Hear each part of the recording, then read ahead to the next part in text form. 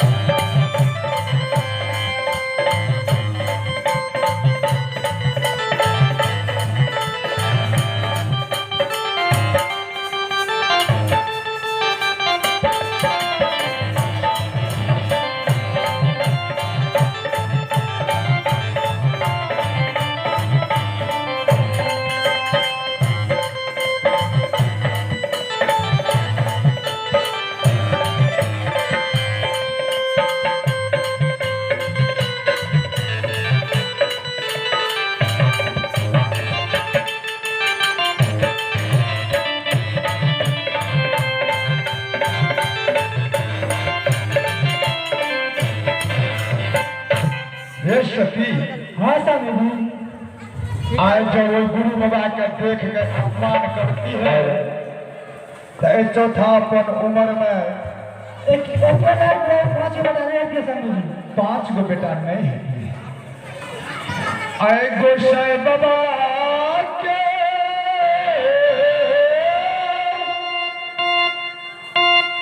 इधर राजवा दयालु छिए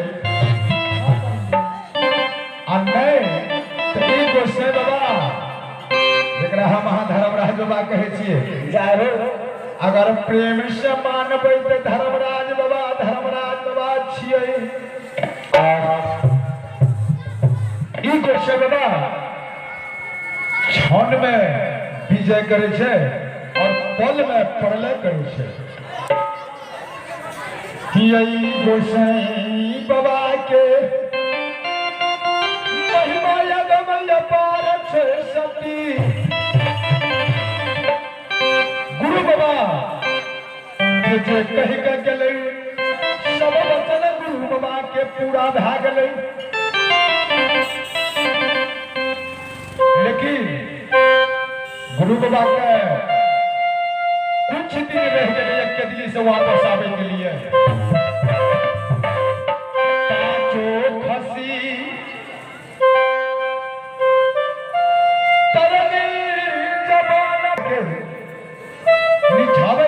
गुरु बाबा पांचों खसी के रेशम गला में पहन के चले रहे। द्वार पर खार के खुदा से निर्दा के गले सती गुरु बाबा पर आचर बहने रहू। जरूर गुरु बाबा अपन ऐसे आ खसी के सुसार लगते अब पांचों बेटा के उछाही जे मन है तैसे दुनिया आज साथी है यही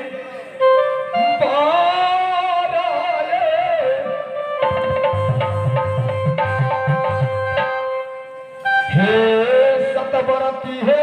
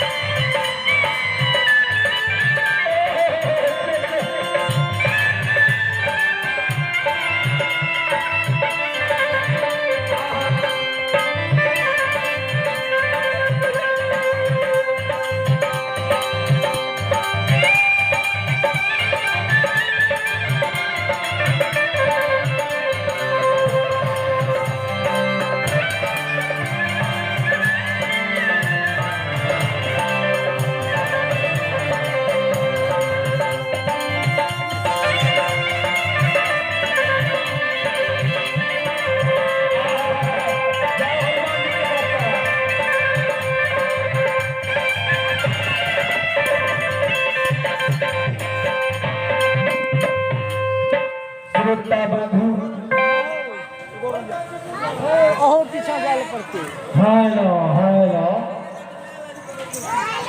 देखियो संत के काम छे कुछ करना तावठी से हमारा सीना चलेगा तो कुछ तो करना ही है बाबा उम्र क्या तेल से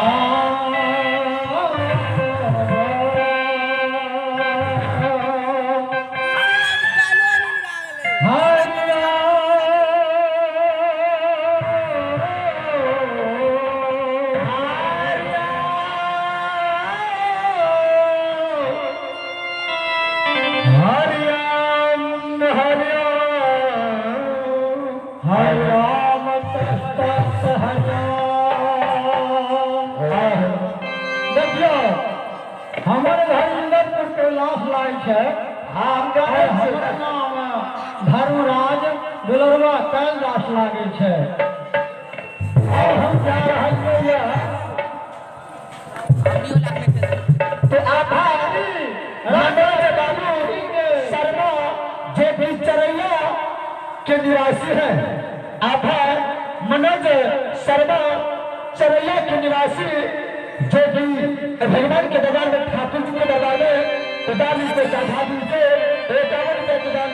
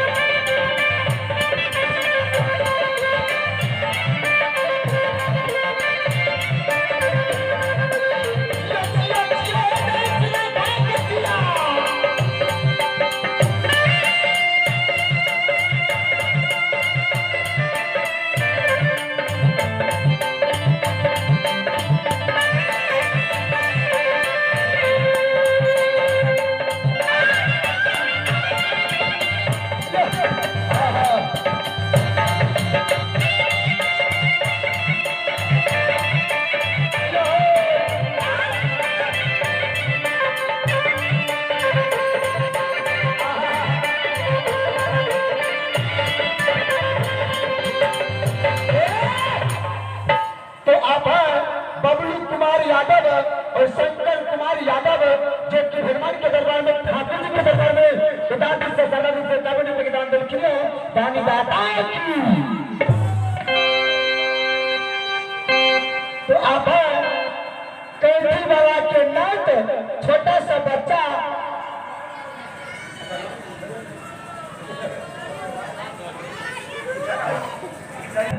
लड़ा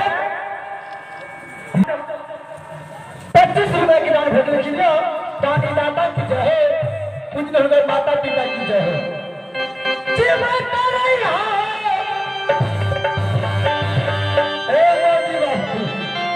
जीवता रही हो जीवता रही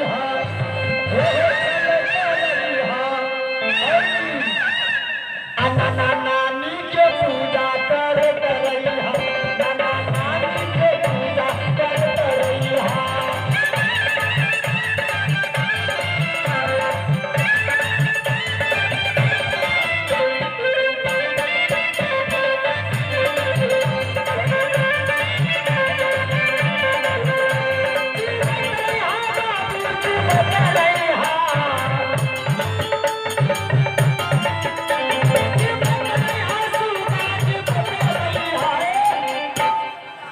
नाना नानी के पूजा करबे करते और क्या कर दादा दादी के पूजा कर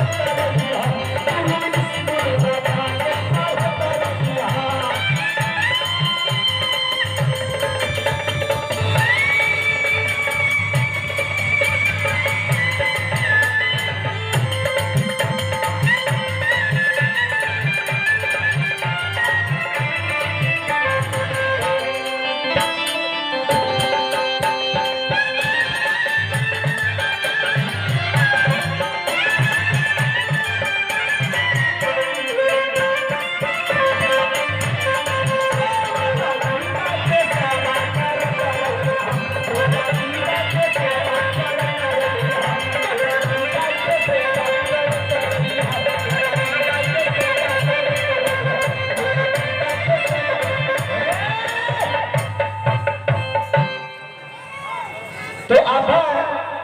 छोटा सा बच्चा बाबू सरोज कुमार 21 योगदान दिलखिलिया दानी दाता की जय हो, दाता के पूजनीय माता पिता की जय हो, दानी दाता की जय हो। तो अब गुलाब मुसलमान की तरफ से भगवान के दरबार में ठाकुर जी के दरबार में उठा दी से श्रद्धा दी से रवि प्रदान दिलखिलिया दानी दाता की जय हो, दाता के पूजनीय माता पिता की जय हो।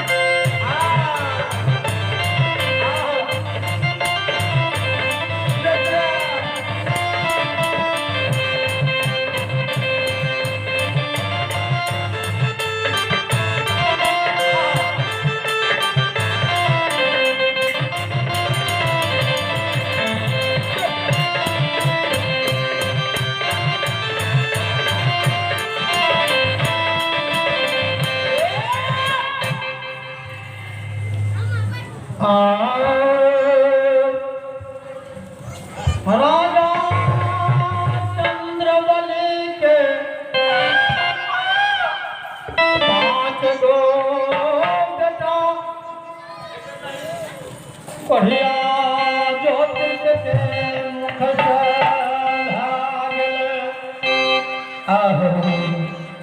लेकिन ज्योतिष बढ़िया तो 5 गो बेटा जाके गेल ओकरा हम पूरा के देलिए लेकिन आब जाइ छियै राजा चंद्रवली के दरवाजा पर भाट पवरिया के रूप धारण कए के संतोष